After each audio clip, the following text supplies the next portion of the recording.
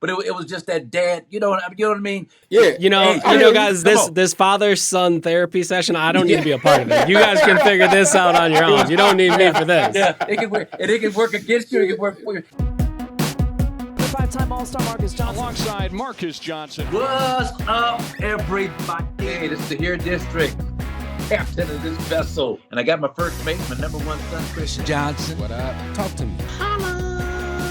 Let it rain, man. Let it rain. I guess I go, guess what? We're going back into the Friday. Yeah. Can't pass us all the break. Can't pass us all the break. Go fight. Welcome, everybody, to the Here District, Marques Johnson. You're listening to a Bucks Plus audio production on the Bucks Plus Network.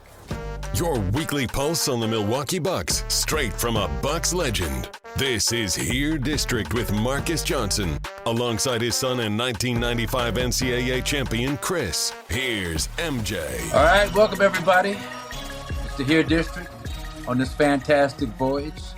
I'm the captain of this vessel, wind things down. My first mate, Kris Johnson, and we are always delighted, happy, ecstatic. Yes, sir. Yes, sir. To be joined by the senior writer for The Athletic, covering the Milwaukee Bucks, Nehm. Eric, welcome. How you doing? I'm doing well. Having some time off before I would have wanted to, but here we are. Yeah, that's what I say to people myself. Like, yeah, it's kind of over before we were hoping it would be over. But well, let's talk about that, man. This is kind of the season in review episode of Here District, and let's talk about that game and let's talk about the series first of all. I mean, there's a lot of stuff going on, and just kind of your overall perspective of yet another, what's this, 3 years in a row we've been ousted in the first round, some injuries, some stuff happening, but man, just your perspective of kind of this latest iteration of first round ousters for the Milwaukee Bucks. Yeah, I mean, unfortunately, it starts with the injury again, right? Like, we have to talk about Dame not being able to start the series, and then once he gets into the mix, he's clearly not himself. He's still working through some stuff. I mean, you look at his Game 2 and Game 3 performance. It's great that he, powered through for 35 minutes in each of those games, but obviously, as Doc kind of said after Game 3, who knows if he should really be out there, but this is something that Dame wanted to do. And then, I mean, it hurt me so much to hear all of the guys say how much it meant to them that he was out there, that they're like, yeah, this shows that he's a real leader. And then for him to tear an Achilles, in Game 4, it's just it's heartbreaking, honestly. If we're talking about what it is, it's heartbreaking for someone to grind as hard as he did to get back on the floor and then have that happen.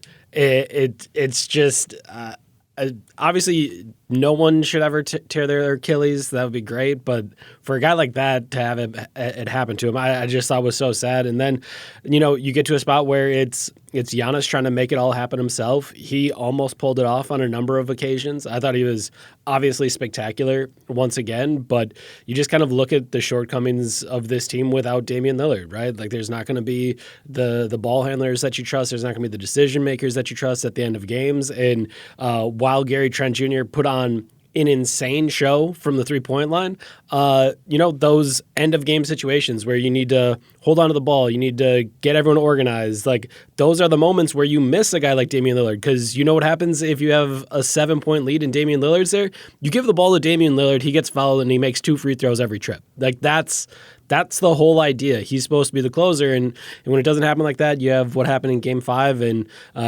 just an ending that I don't think anyone could have ever predicted. Yeah, Eric, it's interesting. Kris and I were talking yesterday about how Doc rolled the dice. He went with that triumvirate, I like to call him, of Gary Trent and Kevin Porter Jr. and AJ, along with Giannis and Bobby. That's, in terms of what the analytics say, they're they're plus 40 plus differential net rating.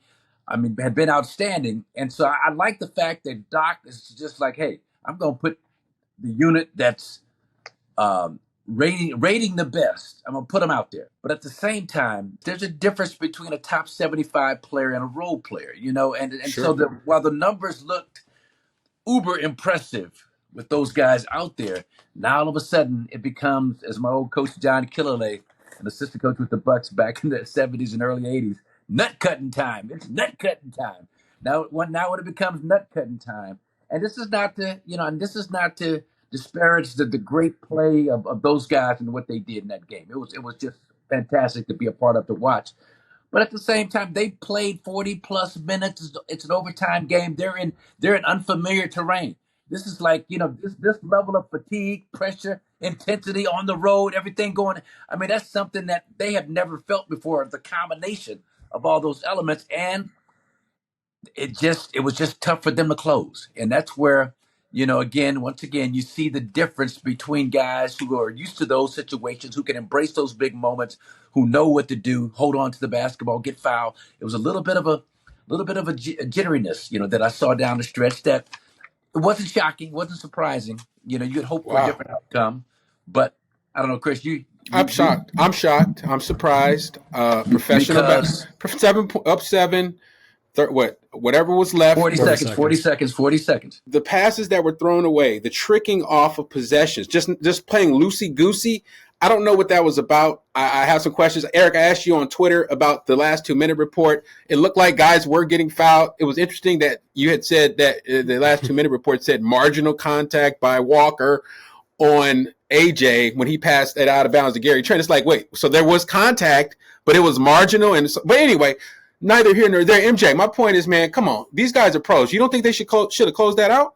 Oh, yeah, shoulda, woulda, could, yeah, but there's a reason why everybody's not paid the same amount of money. So like Giannis is getting 60, these guys are getting, Gary Trent's getting, there's a reason why there's this disparity in the amount of money. They're getting paid, but they're not getting paid the same. And the guys that we pay the most money, we pay them the most money for a reason. They got a specific, these guys, it was admirable. I agree. I mean, I looked at that pass, that dying duck. Come on. Come on, bro. It was like a knuckleball. I mean, it make you want to cry. In one place, and the thing just dropped on him. I think, did Malik Beasley have a similar situation in the Piston series? I haven't seen it, but I've heard people talk about how could he miss that pass. And in these situations, and Eric, you've been there before. I mean, these things happen. I agree, Chris. Yes, they should have. Up 7, 40 seconds. Our guy Nimrod comes down, and you mentioned it, Chris. He hit this. I looked at it just a few minutes ago. He hit this freaking. That's the one I was talking about. 30-foot three. That was ridiculous. And that changed the whole element of pressure. Now it's a 4-point freaking game. Now, oh my God! And so I don't know, Eric. Your thoughts on just if guys are professionals. I mean, what's the expectation in terms of closing in a situation like that? Yeah, you got to close it out. That's just not a game that should be lost. And I just think the thing that's tough about it is, like, Gary Trent Jr. ain't going to go to the gym in Miami with Stan Remy this summer and work on catching the basketball. Right? Like that's not something you work on. It's not like, oh, if I would have had my footwork right and hit this shot. Like, it's a freak accident. It is. Like, it was a slow pass right around his waist, and it just went through his hands. And the wild thing is how it went through his hands and out of bounds. Like, if he would have just dropped it in front of him, they still would have had it, and it didn't happen. And so you just have this insane situation. So it's like a freak thing. And I think that's a part of it for me that makes it like tougher to say, like, yes. Oh, you should have done this. Like, it was obviously when, they inbounded to Gary the first time, don't trap yourself, right? You have a lane, dribble underneath the basket, come back out on the other side, like, make them foul you. Don't trap yourself. Gary trapped himself there. That was the first turnover that he threw to AJ Green. Yeah. The second one, that one's where it's tougher for me to be like, there ain't a thing I can do about that one. I can't work on that. It's a pass that he's caught 100 out of 100 times, but 101, there it goes. It somehow goes through his legs. So that's what makes it tougher to me. I think the thing that will be interesting, right, and I know we're going to talk about the future here a little bit. I think the thing that'll be interesting is if they are able to, get this thing going with Giannis, and Giannis is the man. I think one thing the Bucks are going to have to think about next year is when you're closing games, Giannis is not the inbounder anymore. The entire game for 52 and a half minutes before that, how were you breaking the press? All right, we're going to try to get to the point guard. If they deny the point guard, big fella, you go get it. You're going to take it. You're going to bring it up. But because of his free throw struggles, all of a sudden it's like, well, we're not going to do it. And I will say in that moment that night, I was thinking in my head, like, you got a 7-point lead. Why not just keep inbounding it to the big fella? Like, I understand that he is a 60% free throw shooter, but like those are the moments the best players live for. Like in the NBA Finals, Game 6, Giannis is out there hitting 16, like he's hitting all of his free throws. Right. And, you see that floater that he hits on Nesmith. He hasn't shot that shot the entire season. Right. Not one time before this. And all of a sudden in the biggest moment, the best players do the thing. So I thought that was an underrated part of this, where it's like, if that is going to be the path forward, if that is going to be the future, if it is going to be the point forward center thing around Giannis, you got to get to a spot where in the biggest moments you're closing with them. And I do think that's going to put some confidence in him as well. Like, hey, big fella, we know you're shooting 65%, but it's still your ball. They did it at the end of the fourth quarter, at the end of regulation. I know that's a shot maybe people didn't love, but like when you're the man, you get the shot. Those are the rules. You get paid the most money, that's on you. So when you need to close the game out late, I do wonder if going forward it'll be inbound to the big fella. He's the surest hands we have. We ain't turning the ball over. He's going to the line. We know that. He's going to make something happen, and it kind of capped that point. Eric, so Giannis was what, 11-17 from the line? Yeah. But he had hit 6 out of 8. He was in a groove. You saw, he was doing the little hold on the free throw, but he found something to where he hit a few in a row. I agree with you on that point, my man, 100%. Yeah. I hearken back to also something that Coach Bud did when we played Phoenix, and it came down to a last possession, and everybody thought it was going to be for KD, and Coach Bud, he went with Devin Booker. He cleared out that right side, and Booker hit the. So it's always interesting to see how coaches think, and I agree with you, Eric. I mean, Giannis, I like the fact the ball was in his hands. I wasn't crazy about the fadeaway 17-footer. I was hoping he'd get a piece of the rim and get a nice bounce, but he's your guy, and he deserved to have the ball in his hands in that situation, and he wasn't passing. He's like, I'm going to wait till the absolute last moment, so there's no chance for them to get the ball, call a timeout, and have a chance to win the game. So, I mean, that play was I don't have a problem with, but as you mentioned, I just think about Gary Trent. Gary Trent Sr. was sitting like right next to me in the front row, and he was just going off and getting into his son's head and just pumping him up and cussing at him and just getting him fired up, and it was a beautiful thing to watch. And to me, it's just.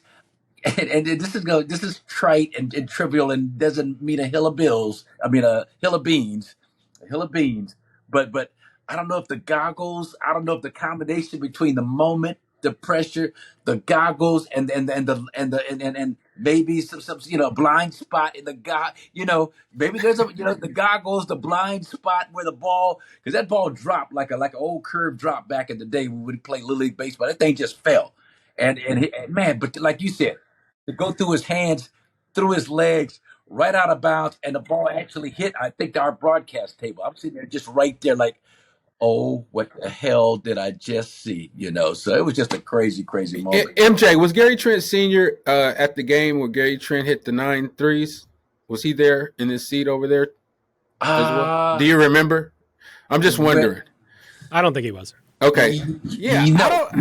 I don't think. I wonder how that dynamic. I wonder how that affected everything. I'm just curious.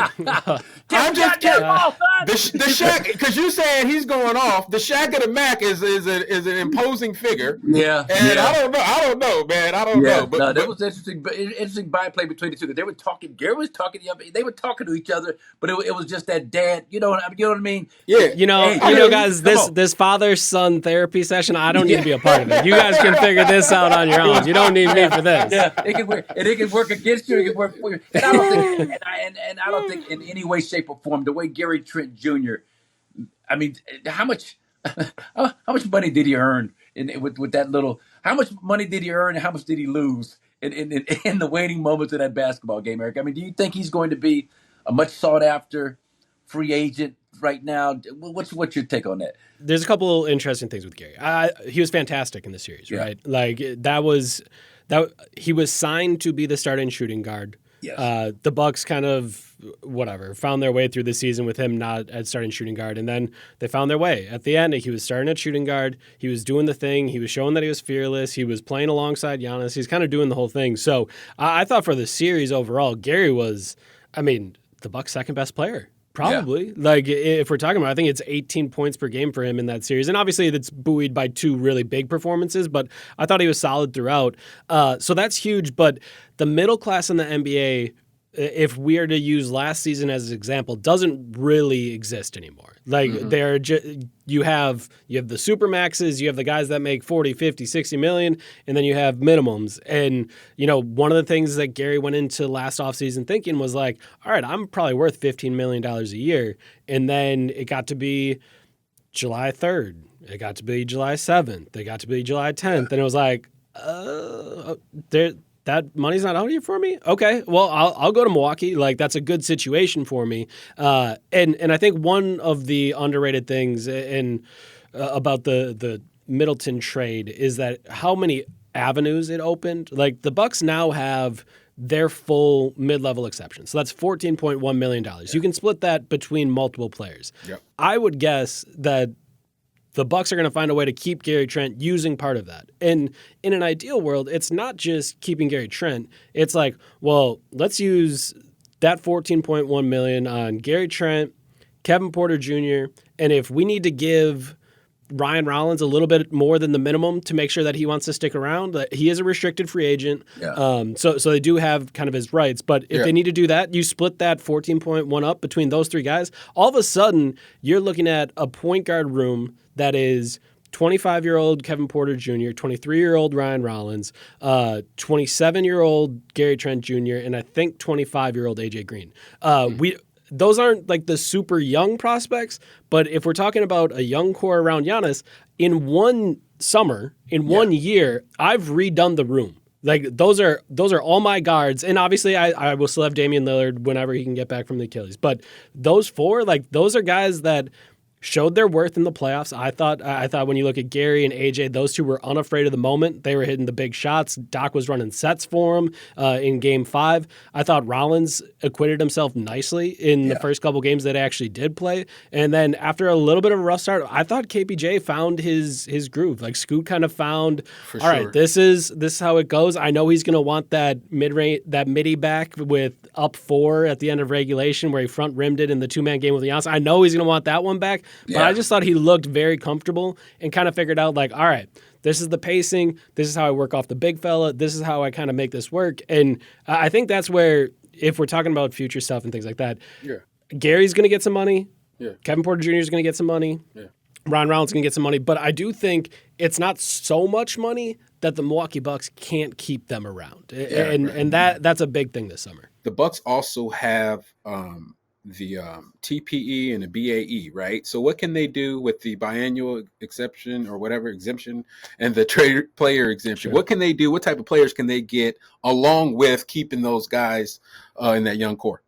Yeah, I mean, I think obviously I'm going to try not to make this too big of a math lesson because I'm not trying to bore all of your listeners, but you have to be thinking about all the different aprons and levels and things like that, right? And you got to be thinking about where the luxury tax level is. And you got to be thinking about, do the Milwaukee Bucks in a year without Damian Lillard, knowing that they probably aren't going to contend, do they want to be a luxury tax team, or do they want to be one of the teams that's going to get some of that luxury tax at the revenue sharing at the end of the year? So you got to figure out some of those things. So the Bucks have to figure out that, right? Like, where they want to be, what line they want to cross. And that is going to affect how they use those things, right? I think one of the things with the TPE you always got to be thinking about is, like, you can take a player in on it, but you can't just, like, add it. An example that you could do would be, like, what if the Bucks traded number 47 in this year's draft? That's the second round pick that they have for John Conchar with the Memphis Grizzlies. John Conchar played throughout the season for the Grizzlies. He's a rotation player for them. He makes about $6 million. Okay. That might be a contract that the Grizzlies want to get off. And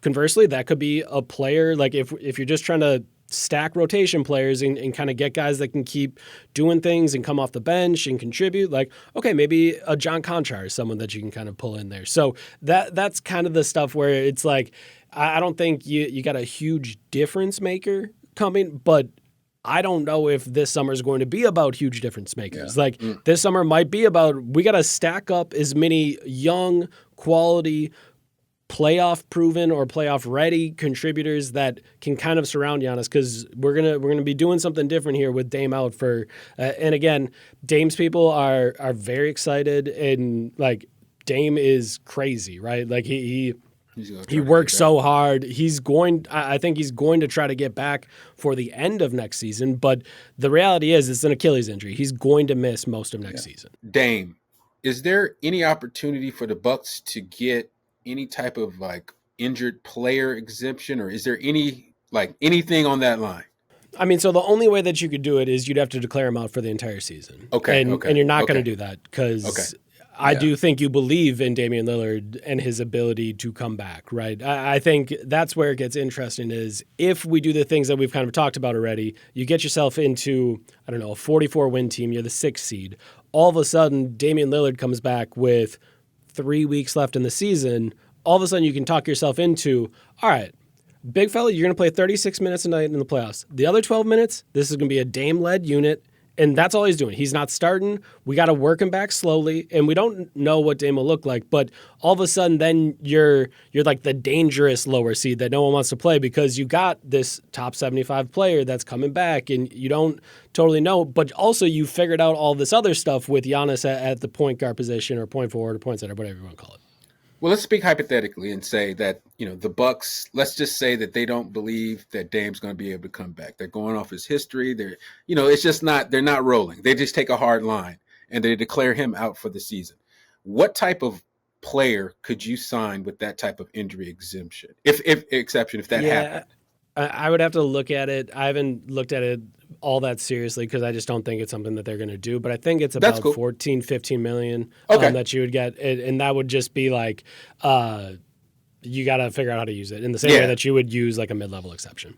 Got you. I mean, as long as we're like exploring hypotheticals, if you declare a guy out for the season and then he takes a trip to the Louvre, gets healed by a faith healer, and all of a sudden he's ready to come back sooner than expected. No. You can't. He if he's out, he's out. Correct. Yeah. Okay. You don't have to give money back. There's nothing you can do to offset that. Let me just grab a couple bills real quick. I don't know. I mean, that thought occurred to me. Declare him out, but he's able to come back before. Yeah, no, you can't. Nah. Okay. So the fact that Jon Horst just signed an extension, where does that read the tea leaves for me? Where does that fit into this whole equation about Giannis? That tells me that hold on, not so fast. What's your take? Yeah, I mean, I think when you extend a guy like Jon Horst, you look at his resume, right? Top of the resume is 2021 NBA championship. Yeah. Second on the resume is not one, but two Supermax extensions for Giannis Antetokounmpo. If you're talking about, and one of the words that Doc used when we talked about Jon Horst's extension was stability, right? Like if you are headed towards choppy waters, and there's no doubt these are choppy waters that the Milwaukee Bucks are heading towards this summer, you want the stability, the comfort, the confidence of decision makers that know the people on your roster. Frankly, the only decision maker Giannis knows outside of John Hammond, right? Like it was John Hammond to Jon Horst. And oh, by the way, in John Hammond's front office was a young Jon Horst. Like he's been here the whole time. So I think that's a big part of, obviously, John's an NBA champion GM, executive of the year winner. We reported in our story at the end of the year, that's a guy that was getting interest from the Phoenix Suns. Obviously, they ended up going up in a different direction. The New Orleans Pelicans were interested in Horst as well. Obviously, we know last year the Detroit Pistons were interested in Horst, and the Bucks denied him the opportunity to go after that and to try that. So this is it's a guy that's been in demand, right? Like he has been out there and other teams want him because of what he's been able to build in Milwaukee. So to me, I think if you're looking at kind of what you're trying to do this summer, you're trying to have that stability. And I think one of the other things that just it doesn't get talked about enough because people have been trying to get Giannis out of Milwaukee for the last decade. Literally, as long as I've been doing this job, every summer, I know I'm going to have to write some article about, oh, no, Giannis is staying here. Does that annoy you? Does that annoy you, Eric? No, not at all. Not at all. It doesn't annoy me at all. But I think the big thing here is if Giannis wants out, he's under contract for 2 more years. Yeah. He's got a player option for a 3rd year. And if he wants out, he has to tell someone that he wants out. Right. That is not no organization, the Milwaukee Bucks or otherwise, is going to get better by trading Giannis Antetokounmpo.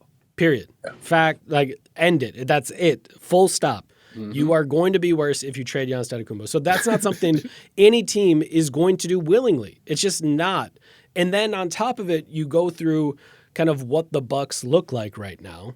They've sent out all of their first-round picks. They have no draft capital.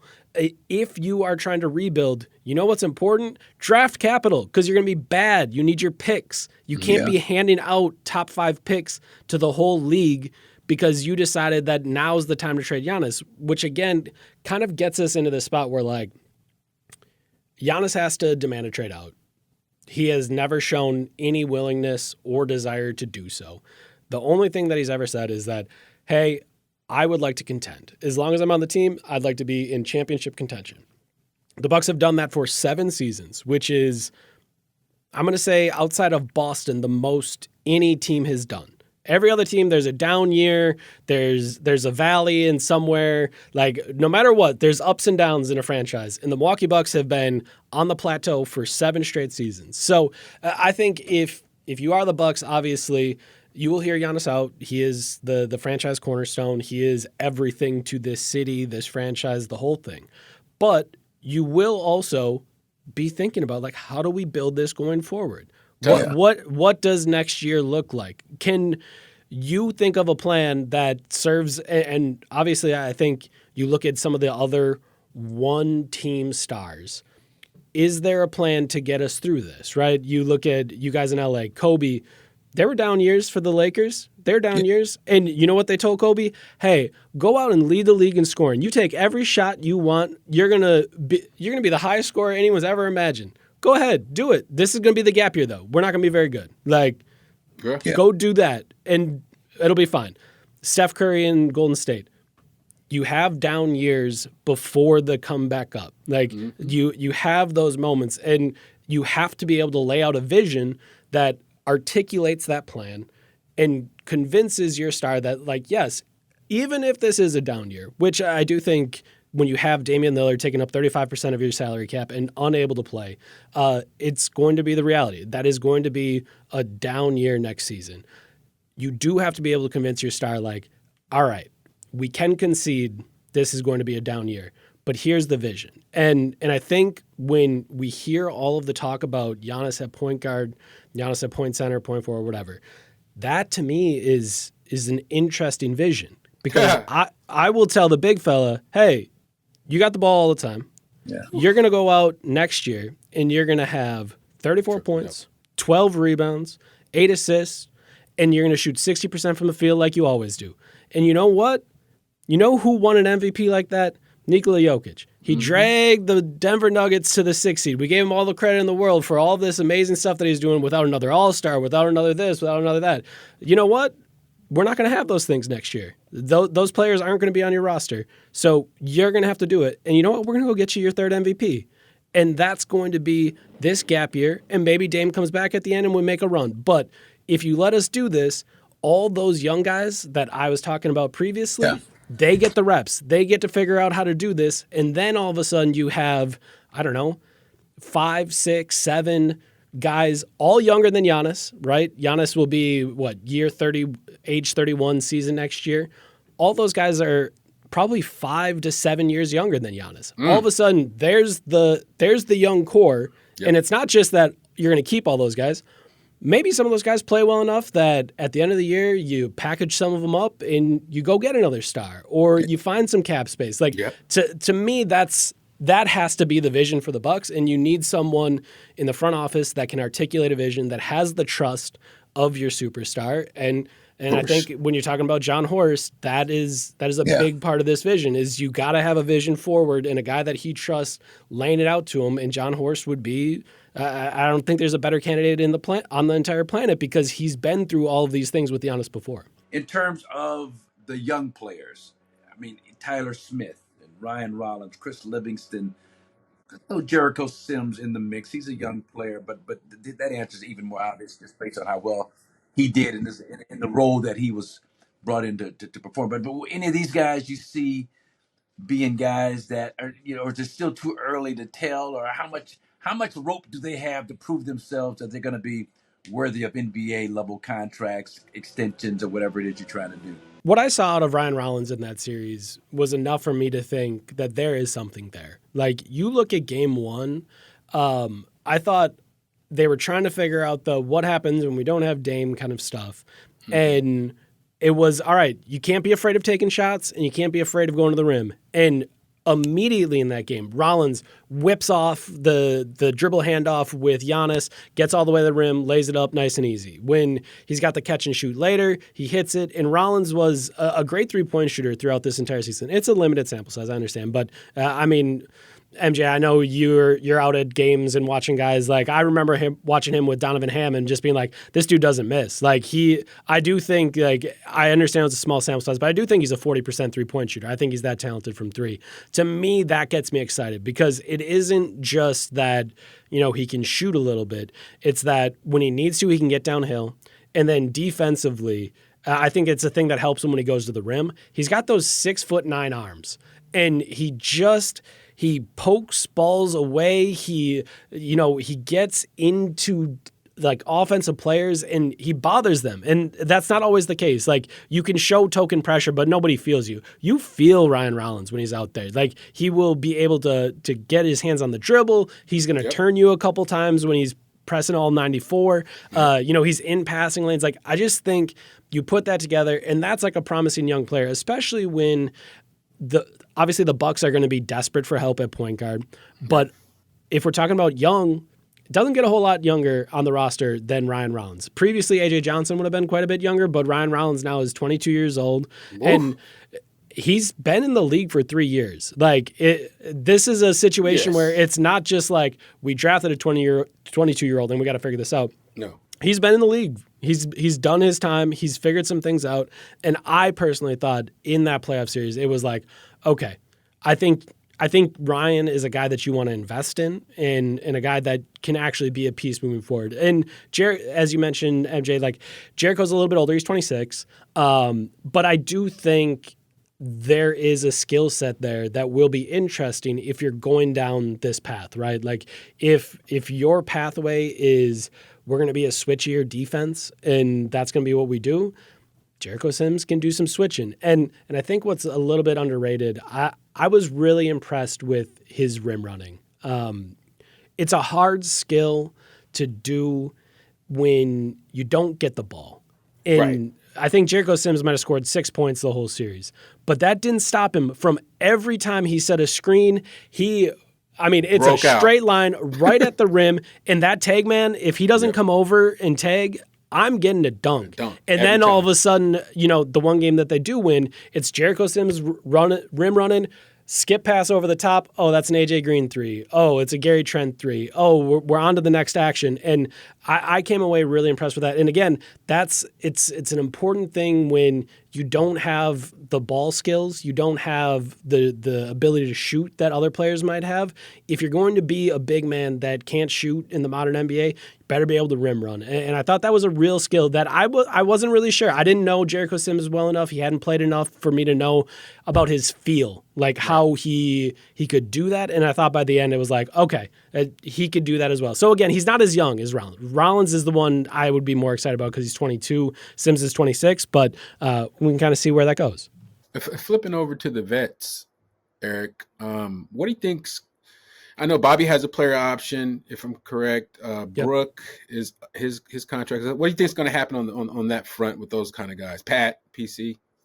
Yeah, I mean, so Pat's got a player option. He's going to opt in. Both Bobby and him probably opt in, right?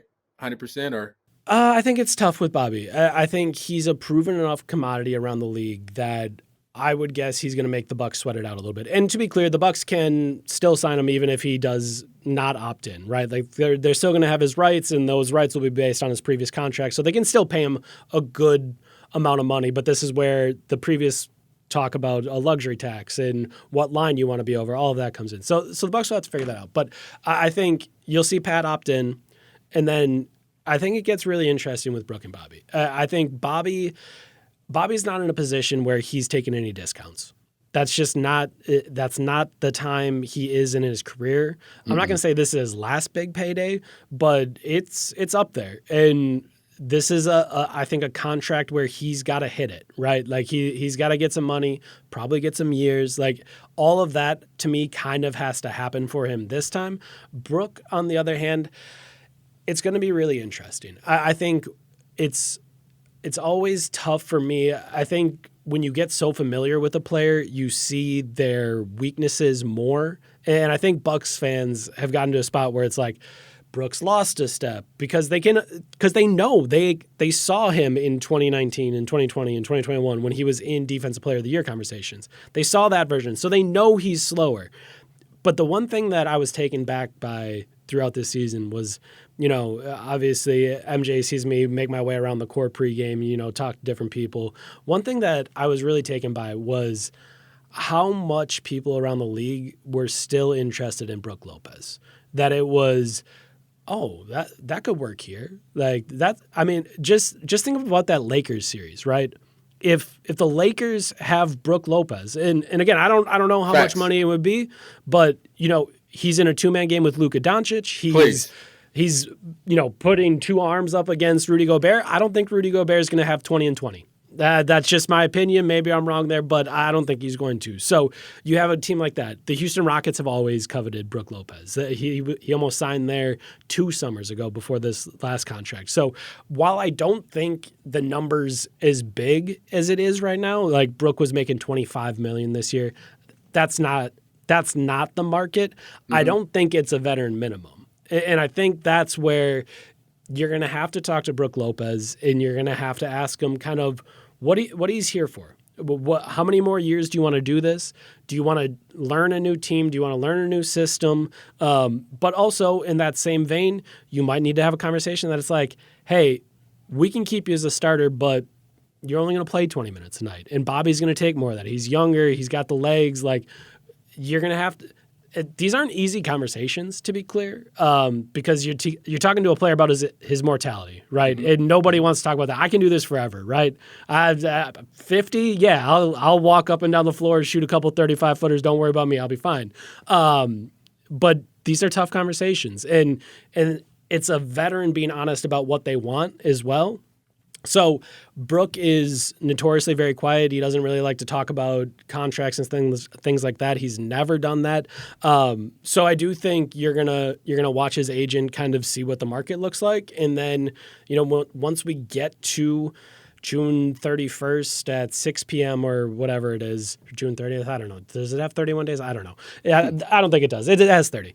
So June 30th at 6 p.m., we're going to figure out, like, all right, what does Brook think going forward? And some of that may leak out a little bit in the days before that. But I think that'll be something to watch is what the market is for him. And I think there will be a lot of Bucks fans who watched him not be a good fit for the series and look slow in this series against the Pacers that think there's no market out there for him. He should retire.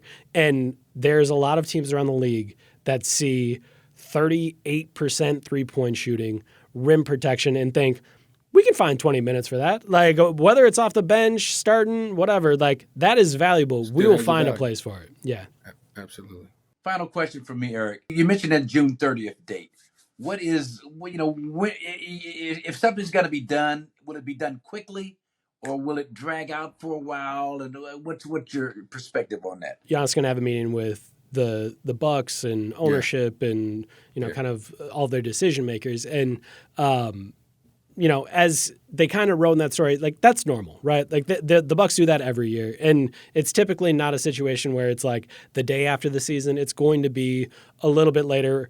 Honestly, like once everyone's like cooled down, like you don't want to have that meeting 12 hours after Giannis was trying to kill the Indiana Pacers. It's probably like no one's going to be thinking clearly yet, and Giannis needs to talk to his people and kind of figure out, what their plan of attack is. So I think that meeting will happen, and it's happened at various times over the, I don't know, however many years he's been doing this. Sometimes it's 2 days, sometimes it's 2 weeks.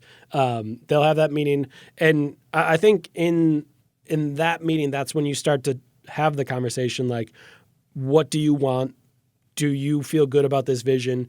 And if you're the Bucks, you're laying out like, this is what we think. This is not just the vision for next year. This is the vision going forward. This is how we want you to finish your career with the Milwaukee Bucks. We have ideas. We have plans to get you that second championship that I know he was on he was on his brother's podcast and said, like, I need a second championship. So that's kind of, to me, where it all starts. And then, to be honest with you, if Giannis says, like, I want out, I don't want to be here anymore, I think that isn't something that the Milwaukee Bucks just accept. I think that is something that they say, okay, we hear you. Let's talk again in another week. Let's try to, if you didn't like that plan, let us talk a little bit more, and we'll see what we can do, and we'll try to make this work.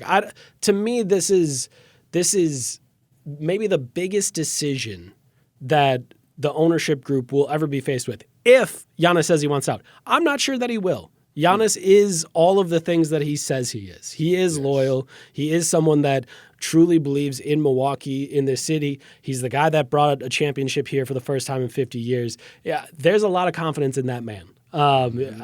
Whether or not you give him 3 All-Stars, no All-Stars, 1 All-Star, he's going to think he can win because that's just the type of player and person that he is. So I think we got to start there, right? Like, if he's actually going to do that. And I think one thing that was interesting in the lead up was, you kind of talk to people around the team or around Giannis, and what are you hearing? Oh, and the thing that I kept telling people is like, you guys have been around this dude long enough, right? Like, there's only one thing on his mind right now, right? Like, I remember sitting courtside talking to somebody and being like, the only thing on his mind is coming back from 3-1, and he's also thinking about the last 3 guys that did it, I'm not 100% sure on this, I think are Jokic, LeBron, Steph Curry. And now he doesn't have his star, and he gets to come back from 3-1. That is all that is on. That's the only thing he's thinking about. And he almost did it. He almost won that game by himself. And if they would have gotten to game 6 and not had the insane kind of finish, I don't know. Does Giannis score another 45 in game 6? Then we go back to it? I don't know. But That was the only thing on his mind. He was not thinking about, I want this team or that team, or I want to get out of this or do this or demand that. This man was focused on basketball, which is why I think this will be a process. Or if it is quick, it's because Giannis says, I ain't leaving. Like, I'm good. Like, I trust you guys. You guys laid out the vision that I needed to see. Let's do this thing.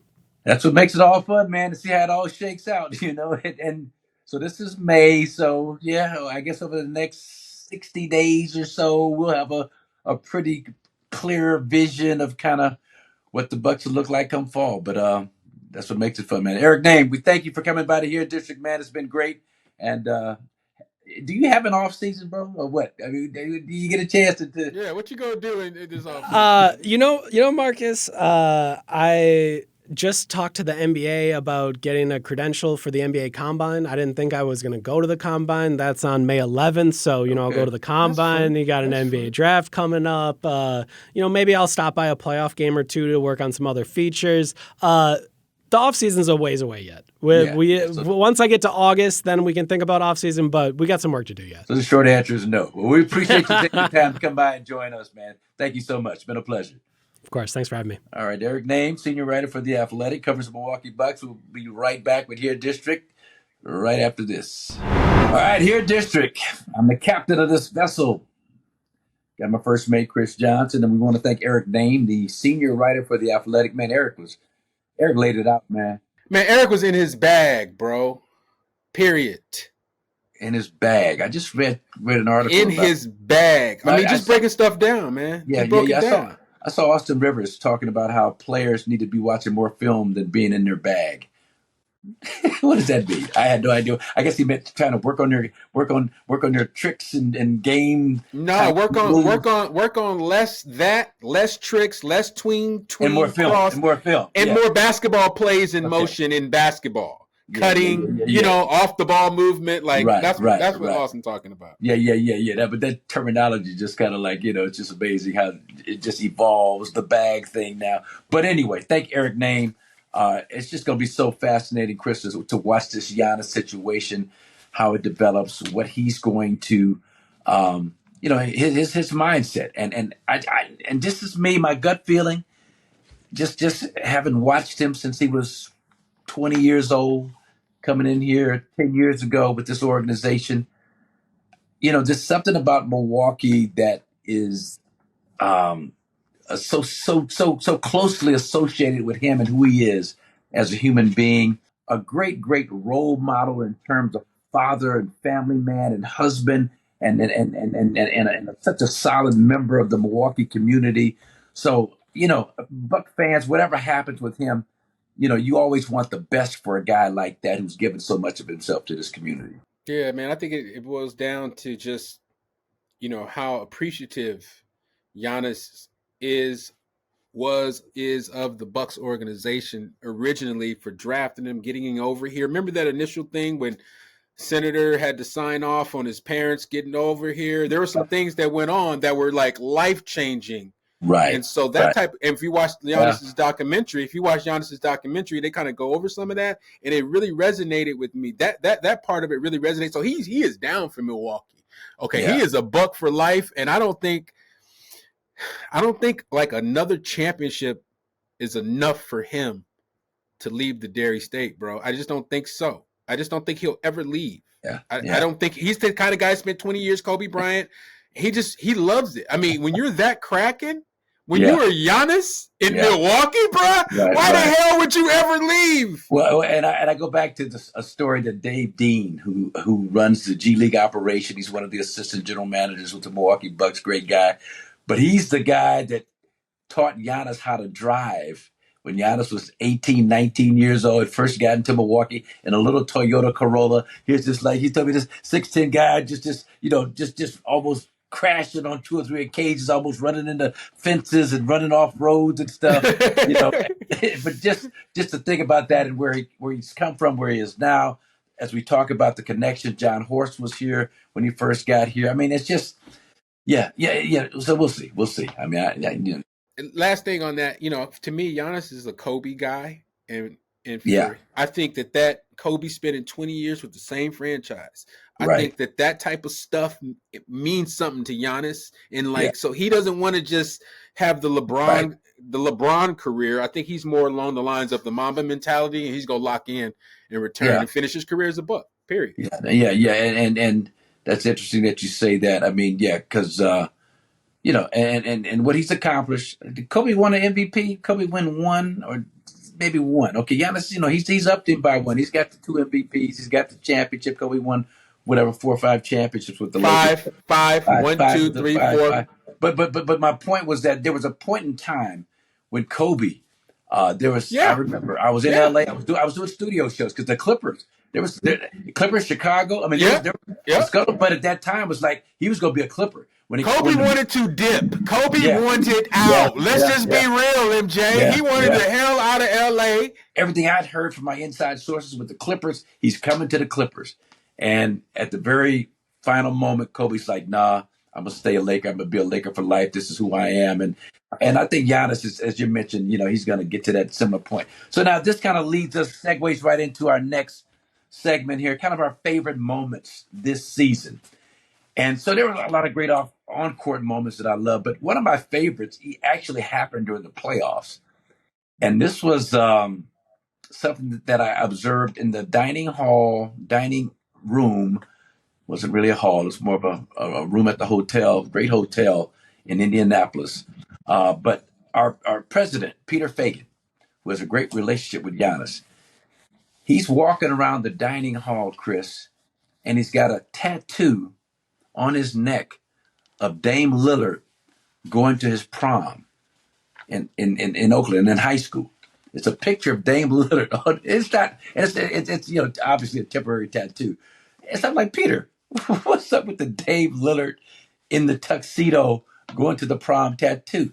And Peter's like, I got it put on my neck just to tick off Giannis. Because I know when he sees it, he's gonna just really get bothered by it. And so it was the funniest thing. And because these two have this kind of acrimonious, they give each other stuff all the time, and it's just really really funny how they. I think Peter made a comment to Giannis, "I'm the captain of this ship," and Giannis like, "I am the ship. You may be the captain, but I am the ship." So that was a great moment. But as far as on court, man, it's so many moments to choose from, Chris. But for me, this is going to sound, a little trite, but it wasn't the 24-point comeback from the Timberwolves. It wasn't the win in Detroit on the road to seal the fifth seed. For me, it was like the meaningless game against the Pistons when Pat Connaughton had 43. 43 points and then 10 rebounds, and Kyle Kuzma had the 20. I mean, just that game was overtime. Was that the game you were talking about, MJ, where Kuzma had 19 in like the first quarter? 22 in the first quarter. 22 points in 12 minutes. and I thought that was going to carry over into like just more confidence in the playoffs. But it didn't. But that game was just so much fun, and just overtime at Pat. A bunch of guys, Tyler Smith career high, 3 or 4 guys had their career highs that game, young players. It was just fun seeing these young players kind of have fun playing basketball and doing their thing out there. So, I mean, that might have been my favorite moment, just the way things kind of shook out in a game that, Fan Appreciation Day, I had a young kid there whose mom had won a bid on a donation she made to the Beckham Stapleton Little League. Yeah. Her son was hanging with me all day. I mean, it was just a really good Milwaukee family friendly kind of a day out there, and the game turned out to be so much fun. So I got to put that up there as one of my favorite moments this season. Yeah, I think I had a few moments, MJ. I love your moments. Your moments were obviously dope, but mine kind of centered around just Giannis and some of the stuff he was doing. I think one of my favorite things was when he shimmied over Beasley. Oh, yeah. When he blocked Beasley and did his shimmy. And, I'm a big Giannis fan because I feel like he's, one of the funniest humans. So that shimmy, just the way he was acting. And then when Beasley was trying to throw him off, Giannis was, trying to grab him again. So Giannis is, an amazing troll. I like the NBA Cup championship. I thought that was dope. I mean, shout out to Gary Trent Jr., the 37. Yeah. Just because, man, all preseason and the beginning of the year when Gary Trent was in his slump, mired in that 2 for 30 or whatever it was, I just remember doing pods with you, and you were always just real positive about him getting out that shooting slump and just real, I can't wait till he's the Gary Trent that we saw in Toronto. And I just kept hearing that MJ statement as he busted they behinds. And so it was like a full circle moment for me personally, this is the game MJ was talking about with Gary. And so we finally saw, that Gary from Toronto. The 24-point comeback was dope. But my favorite moment, dude, and we got to kind of break this down a little bit. It was Giannis showing a tremendous amount of restraint, sportsmanship for not doing nothing to Halliburton's dad. When Halliburton dad trolled him as he stood there, lost the game. Look, man, go back. Everybody, we've all watched it. But if you go back and you just kind of see Giannis's face and how he's just kind of making a choice. I've been there. So for me, as someone who has been there, where you can choose to Bidware. Where you got, you're about to either slap somebody, knock somebody out, or you're not going to do it.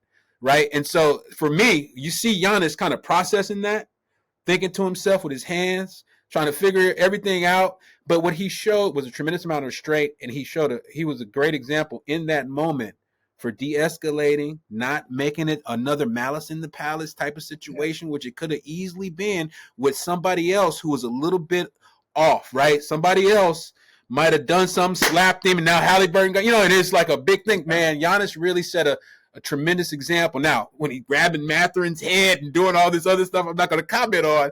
But in that moment with Halliburton's dad, man, I was really proud of that brother. And I was super proud of listening to him in the press conference, really just breaking down, talking about his dad, the humility, being silent and all that. So I was happy that we had an outcome that didn't end in violence. Okay, so here's my take on that. Number one, you lost the game. Get your What do you do? Get in the locker room. What are you doing out there? I mean, why you don't belong out there in the middle of their celebration. Yeah, so let me preface that and backtrack and say there was a moment of congratulatory handshakes and love expressed between he and Siakam and some of these other players I'm watching, TJ and some other guys. A lot of just respect and love, and Miles Turner for the competitor that he was. But there was a certain point where it was just lingering a little too long. Now, to your point, Daddy Halliburton, John Halliburton, he's a front and center kind of guy. Yeah. Ever since Tyrese has been in Sacramento, he's been out on the court. I took a video of them and posted it on Twitter when Tyrese was a rookie, and just the moment between father and son. He was rebounding for him pregame. Instead of the assistant coach, it was John Halliburton rebounding for his son in Milwaukee. He's from Oshkosh. Tyrese had just been named as the most overrated player in the NBA on a poll from The Athletic or somebody. He is. That's another show. But I disagree. Okay, that's fine. I like it's okay. Tyrese. It's not the first time we disagree with each other. But I'm saying I don't know what the overrated is. I don't know what the rating is. He's not rated as nobody's. Well, he was an Olympian. He was an Olympian, right? So he was an Olympian. I mean, he's one of the top two-time All-Star. So they're giving him but top you don't 12. You don't think of Tyrese as being Steph-like or on this top tier best point guard Jalen Brunson in the league. I think of him as being really good, but I don't give him just all that, but so anyway, but he was voted the most overrated by his peers. And Tyrese even tweeted out something, overrate that after he made the plays down the stretch.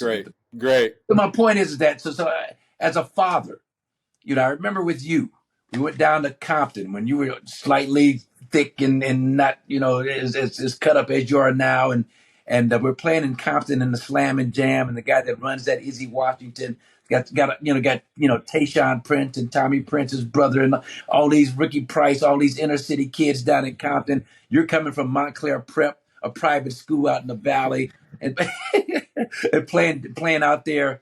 And I think you might have got scored on the first possession, and Izzy runs by me. I'm on the bench coaching, and Izzy's like, "Yeah, you gonna get exposed coming down here. Go get exposed. This ain't the valley." And so then after you dropped about 33 points, had about 17 rebounds to win the game, I ran up to Izzy and I said, "We looking for exposure. We looking for exposure. That's it. We glad to be here." And so my point is, as a father, I'm speaking as a father, having gone through this stuff with your son, and then watching your son make the plays to seal the win, the block against Bobby Portis, the great passing, the big hoop going right against Giannis, which still you should have trapped him, got the ball out of his hands, made somebody else beat you, but that's neither here nor there. I understand John Halliburton, always on the court, always omnipresent after every game, before every game. You see him all the time. And I don't know, looking at the video, I don't know if he was, I don't see him in Giannis's face with the towel. He's got the towel, and this is how we do it, and overrated my son, and it was just a moment where they kind of faced off from about, 10, 15 feet away from each other. And he may have said something to Giannis, "This is how we effing do it. This is, And so, but to your point, but I'm not, so I'm saying, Mr. Halliburton, John Halliburton, talking about he's not going to go to playoff games anymore, or something extreme. Don't do that. I mean, you made a mistake. He apologized to Giannis, to the Bucks organization. Tyrese apologized, said he's going to reach out to Giannis. It's over with. It's over with. Yeah, we're not tripping, but let's not make no mistake and not act like John Halliburton had bad intentions to make Giannis feel bad in that moment. I don't know. Yeah, he did. He wanted him to feel bad. So you're rubbing it in. You just lost. Your son just won the game. Yeah. he's out here with the thumb, with the towel, With the towel saying, with this the is how alley we towel. Halliburton. This is how we do it. But see, that's a I don't- slappable offense. That's an offense when you cross onto the court, bro. No, listen. You're a fan. You're a dad, but you're a fan. You're a dad, man. But you're a fan. You can't. Your son just MJ, the most improbable MJ, that's wanting special. Time. MJ, you can't get special treatment no more. See, now I understand you guys from the generation of special treatment's all good. That used to go. Oh, that's his dad. No, he's a fan. He's a normal fan that is crossing into Giannis's personal space after Giannis has suffered a heartbreaking defeat, and he's sitting there hanging a Halley towel in his face. Giannis showed tremendous restraint. Well, but it gets back to my point. Giannis should have been out there. I mean, this is their celebration. That's actually a good point. I like your point. I like your point, MJ. To the victor goes the spoils. This is their celebration. I like that point. I should be able to walk around with a towel with my son Chris on the towel because we done won the championship. I mean, it's just like when you hit the finger roll against Modern Day and Miles Simon to lead the team to the state championship game and everybody's on the floor. I mean, I should be able to go down there and enjoy all that and revel in all that and not worry about what the Modern Day people are going to think. But you weren't there. You were running in. You had a game and you missed the shot. So what are you talking about, bruh? No, but I saw the celebration. I know you did. That's a whole nother great story we'll get into later. Anyway, so yeah, but your point's well taken. Giannis, the bottom line is Giannis showed great restraint, and I'm proud of him for that. So anyway, so let's move on. Let's go to the mailbag. Yeah, mailbag. What we got here, man? That was a spirited conversation. I'm a little tired from all that little back and forth between you and I. Let's take the first question. Do you believe a defensive scheme of half-court aggressive pressure, switching 1 through 5, similar to what we saw in Game 5, could be a sustainable defensive scheme? Is there any scheme you'd like to see besides drop coverage? Yeah. I mean, a lot of schemes I'd like to see besides drop coverage.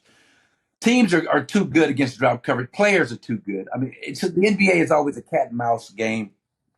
Once the defense comes up with something that they're going to make you beat us doing, offensive players are too good at working on that particular aspect and coming back and showing that they're going to beat you doing just that. So it was floaters. It was that non-restricted area shot on the move.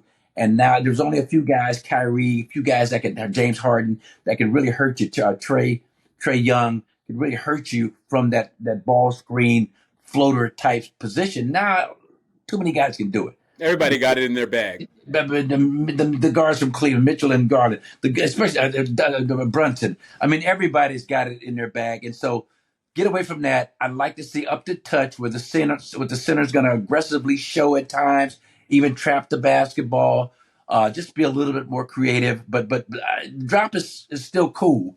But that's why you need a Jericho Sims, Chris. And you kept making this point in the Indiana series. And I'm a diehard Brook Lopez guy.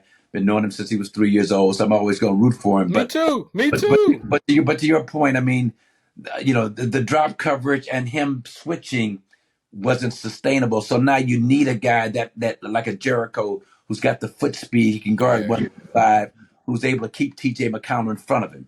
And coaches' staffs are too good at exploiting that clear, obvious advantage. And to your point about the athleticism side of things, it's not that Brook can't get to certain places. It's about how quickly he can recover. And to me, that's the biggest drop that I've seen in Brook's game on the defensive end.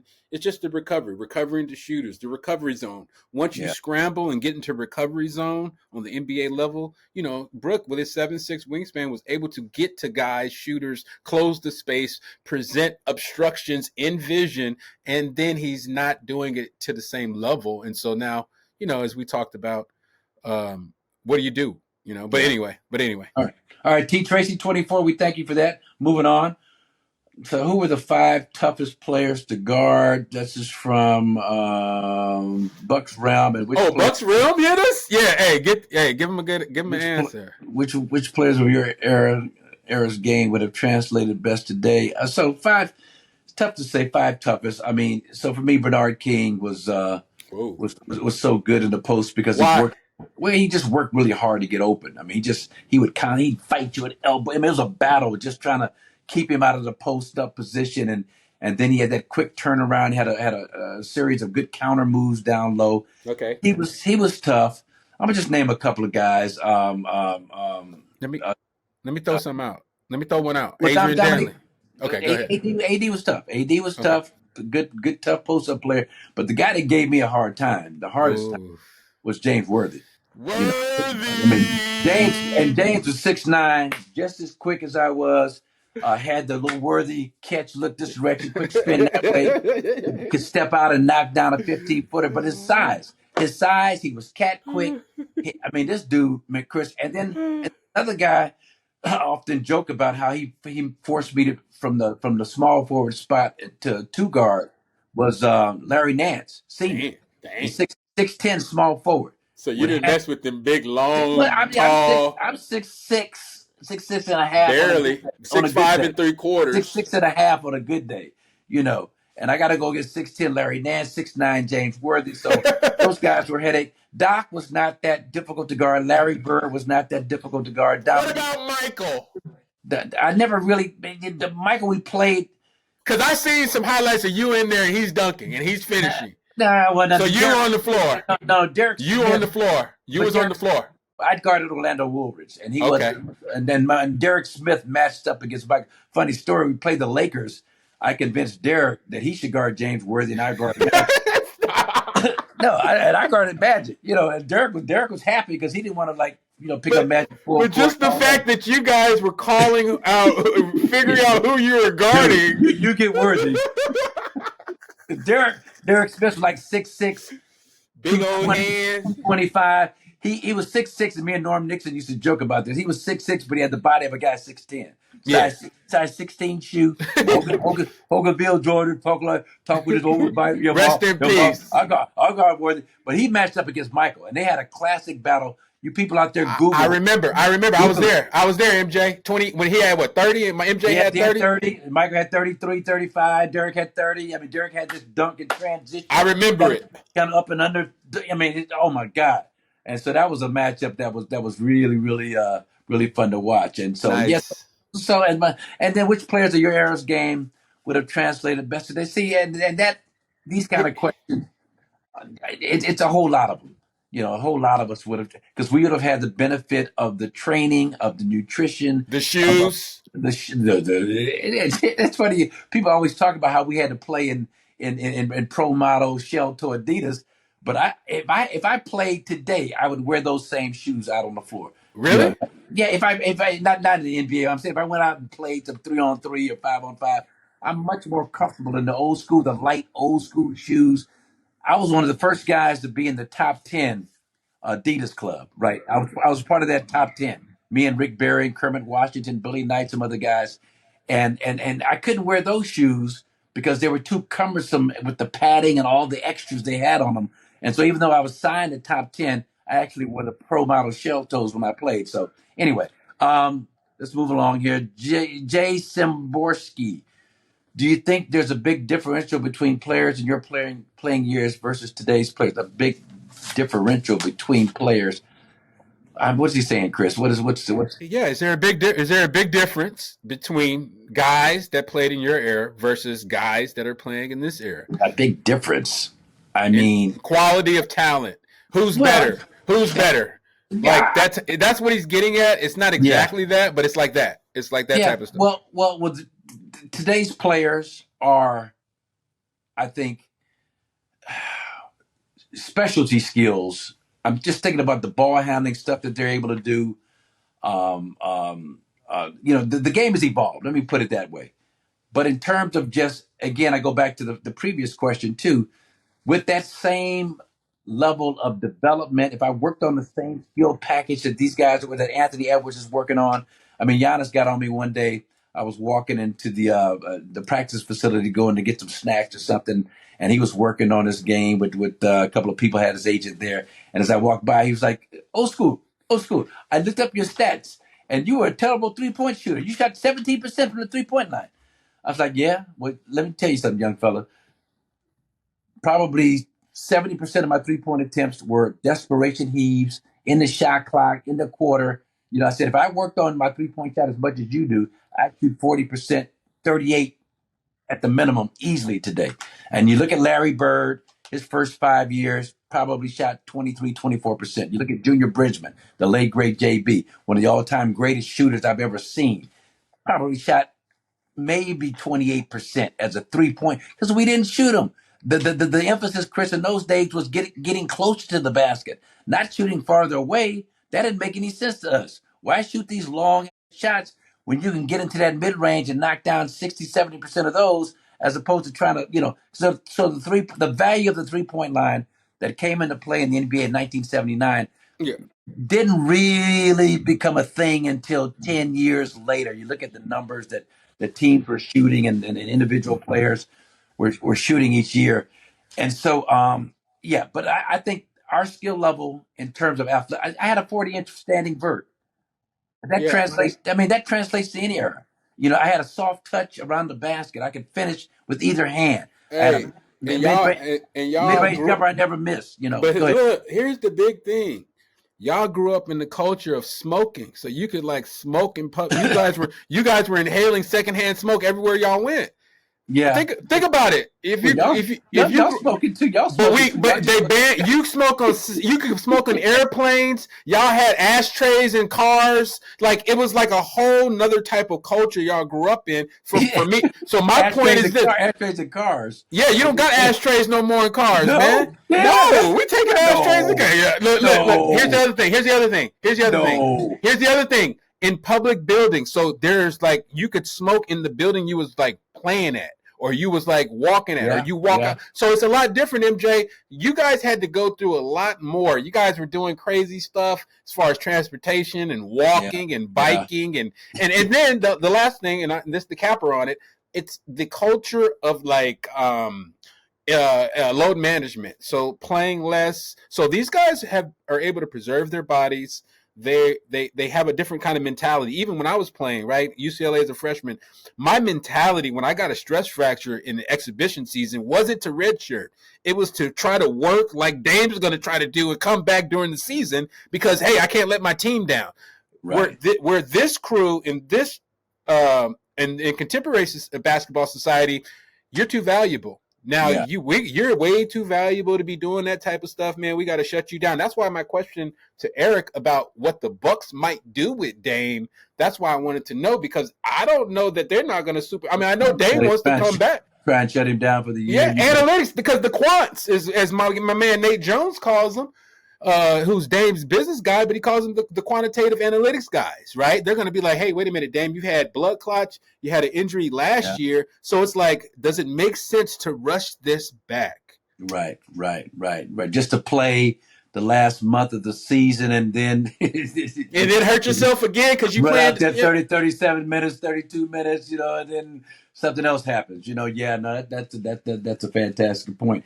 And it kind of leads into this. In terms of what you're talking about, when you had the stress fracture, I had hepatitis as a sophomore. I mean, in today's game, probably would have redshirted, set out a year because of 100%. Because the next question, the how do you view the college NIL money for athletes and the future of NBA contracts? So this whole NIL thing, man, and you always kind of hit me to this: how much money some of these dudes and ladies, but these dudes getting $7, $8, $1 million.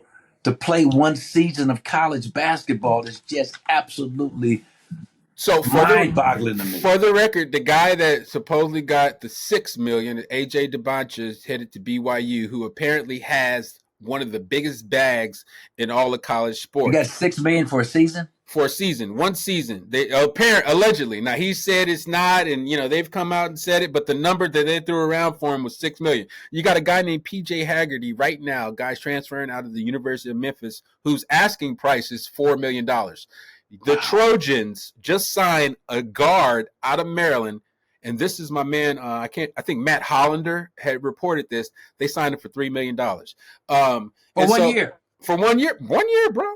Shoot, these deals is single year deals. All right, one off. So look, to answer your question, Zamuda, about how do I view the college NIL money for athletes? I think it's a great thing. I think that guys and ladies getting compensated as amateur athletes. Well, they're not really amateurs anymore, but to get compensated, it's great for the game. It's great for them. What you've seen is an increase The college NCAA March Madness was off the hook. The numbers on the girls' side weren't as good, obviously, with the drop-off from Caitlin Clark, but they were still pretty solid. There's been a lot of growth on that side of the game. And the men's game did some really good stuff as well as far as numbers are concerned. And then the quality of teams, like, the Final Four was pretty solid. There's some quality teams. You had some dudes playing. And I think it's great for young people to get paid and compensated for putting their bodies on the line and doing what they do. I played through an era, MJ, you played through an era where there was no money. Coach Wooden made $32,500 to coach you guys. I played in the era where there was no money. We weren't paid, and I'm doing stuff like trying to come back from a stress fracture in the same year. So it offers athletes some type of financial security if they get injured as well. Because now they got something to fall back on. Think about it. If you get a bag, 1 year, you get hurt, the next year, blow your ACL, well, at least you got the bag. When I was coming up, there was no bag. You just got a blown ACL, and now you got to go to Enterprise and try to and turn your resume in and try to get a job at a car rental place or something like that. I mean, that's just how the game goes. So I think it's great for college basketball, MJ. Mm-hmm. Well, it's changed the perspective, too, of because like your sister, my daughter Shiloh, so she's started as a freshman on and off this year.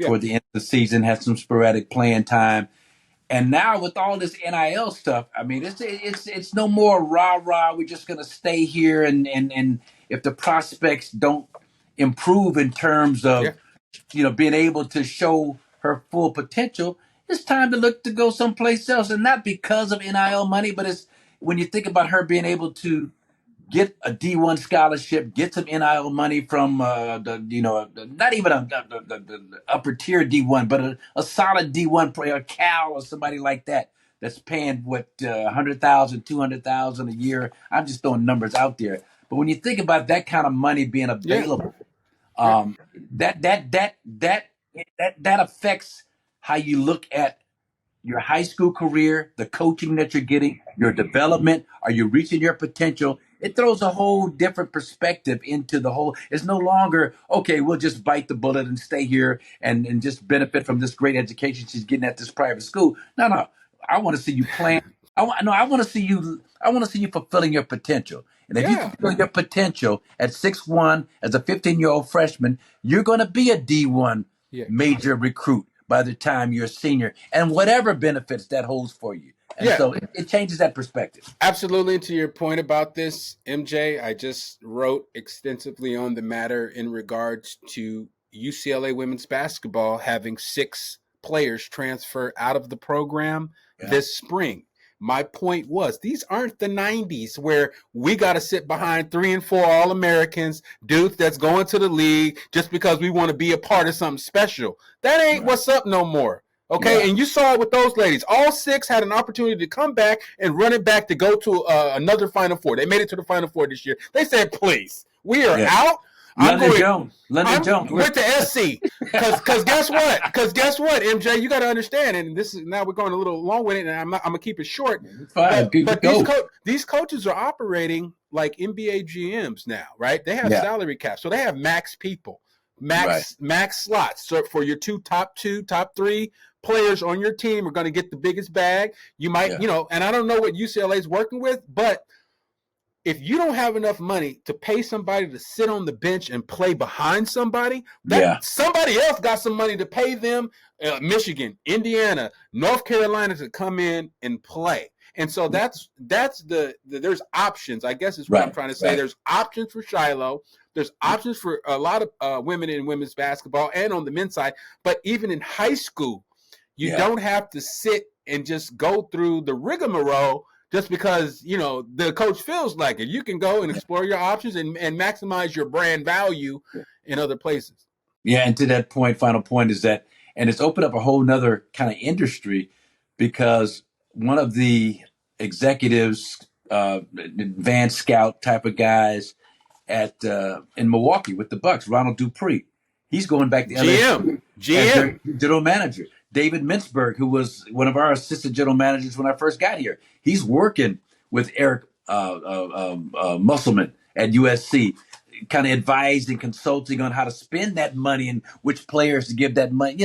So it's really interesting how it's opened up a whole nother kind of cottage industry of people that have to come in now and give you some expert advice on how to spend that money. And you know why, MJ? You know why that is? It's because the life and the time and the schedule of a college coach at a high level, you just don't got time to be having to deal with all of that. So you got to hire somebody. Bob Myers, somebody, we were joking on the text the other day about, I told Bob to take the GM job at UCLA and hire me. But more people are being brought into these positions to really, to scour talent, to look at videos, estimate value, right? Do scouting. So like all of that is actually another skill set.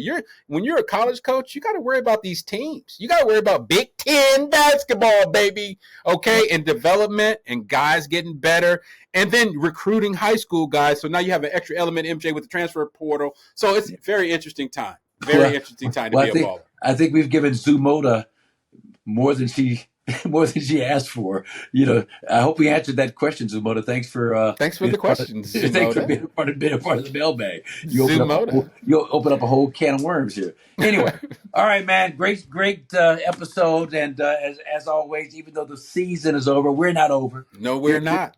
Your district's going to be here every week, especially on this Giannis watch, to see what's going to transpire with him, the other players, who's coming, who's going, what management is going to do to kind of help facilitate that. So it's going to be fascinating. The offseason is almost as entertaining and interesting as the regular season with all the moves that are going to be made. So here at District, we're here to cover all of it.